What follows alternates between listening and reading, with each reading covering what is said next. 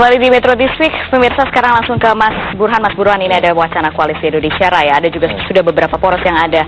Sekarang peta besarnya seperti apa? Peta besarnya begini, Putri ya. Pertama, poros Jokowi relatif sudah mendapatkan dukungan memadai, memenuhi syarat teknis sesuai dengan undang-undang, karena sudah mendapatkan dukungan PDI Perjuangan dengan Nasdem. Sementara dua poros yang lain yang sudah ada, pertama poros Abu Rizal Bakri, relatif masih kesulitan untuk mendapatkan mitra potensial koalisi. Kemudian untuk kasus poros Prabowo Subianto, meskipun mendapatkan dukungan dari faksi Surya Dharma Ali, tetapi secara umum masih belum juga mengunci secara teknis 20% kursi di DPR. Jadi masih sangat terbuka, termasuk kemungkinan munculnya poros keempat yang dikomandoi oleh Partai Demokrat dengan SBY sebagai figur sentralnya. Meskipun tidak bisa maju lagi sebagai capres, tapi SBY dengan mampu membuat Demokrat tidak anjlok dari 9%, 9-10%, saya kira masih menentukan kira-kira arah kemana poros keempat ini bisa terbentuk atau tidak. Jadi ini peta besarnya, dan tentu pertanyaan yang menarik seperti yang kita diskusikan hari ini adalah poros Islam mau kemana? Nah, kalau kemudian sempat bergulir soal koalisi Indonesia Raya, yang muncul menurut saya adalah political distrust antara elit partai Islam. PKB merasa punya masa lalu ya dengan beberapa elit partai Islam, terutama dari kelompok Islam modernis. Tapi di sisi lain saya kira ada tudingan yang kurang lebih sama ditujukan pada PKB, karena PKB relatif resisten terhadap ide koalisi Indonesia Raya, karena PKB dianggap sudah lirik-lirikan sama Mas Cahyo. Jadi memang sama-sama takarannya, masing-masing merasa misalnya kenapa Indonesia Raya ya, apakah memang Amin Rais dianggap punya hidden agenda seperti yang disampaikan oleh Mas Marwan untuk menjodohkan Partai Islam dengan Prabowo Subianto. Ini kan bahasa lugasnya seperti itu ya.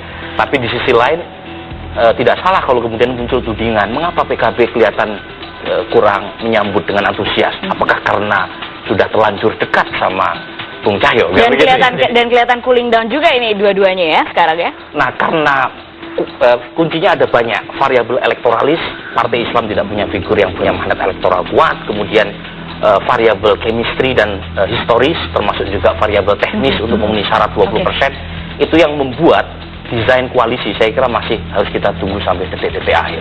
Dan itu pula yang menentukan pola koalisi PKB, PAN, kemudian P3 mau kemana, karena masing-masing punya perhitungan sendiri-sendiri terkait dengan koalisi yang akan mereka bentuk. Bisa juga mungkin keluar dari wacana koalisi Indonesia Raya itu kan? Bisa, termasuk opsi poros yang sudah ada ya, poros Jokowi, termasuk juga kita nggak bisa mengabaikan poros Abu Rizal Bakri. Meskipun tingkat kerentanannya relatif lebih besar ketimbang poros Prabowo maupun poros Jokowi. Mas Cahyo, hasil lirik-lirikan sama PKB sejauh ini gimana? Ya, saya kira begini ya. Yang pertama, PDI Perjuangan mencoba membangun sebuah kepercayaan dalam bentuk kerjasama yang ramping.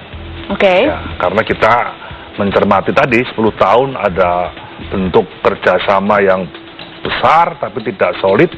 Setiap pengambilan keputusan politik pembangunannya pun baik di DPR maupun di pemerintah juga tidak solid lah. PDI Perjuangan sudah membangun kepercayaan dengan Nasdem. Kemudian yang kedua, menunggu dari PKB. Ya, karena apa?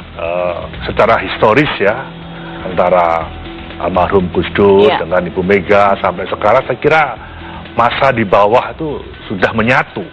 Ya, saya kira ini kita menunggu. Kalau memang itu bisa sama-sama yakin, percaya, membuat sebuah kesepakatan, mari. Sudah ada kata sepakat? Tinggal menunggu dari PKB-nya. Kalau kemarin yang katanya ada pertemuan di Bali, itu ada apa Mas Cahyo? Oh, nggak ada, di Bali itu hanya acara keluarga. Tidak ada pembahasan sama sekali ke arah sana? Tidak ada. Jadi semua sekarang masih menunggu. Kapan paling cepat Mas Cahyo? Saya kira paling tepat kita menunggu keputusan KPU. Hasil realcon yang ada, saya kira itu aja dulu. Baik. Terima kasih Bapak-Bapak sudah hadir, Mas Burhan, Mas Marwan, Mas Cahyo, dan juga Mas Derajat melalui sambungan telepon. Terima kasih sudah bersama kami di Metro District. Dan pemirsa, kami akan kembali sesaat lagi dengan informasi terhangat sepanjang 1 minggu terakhir. Tetap di Metro District.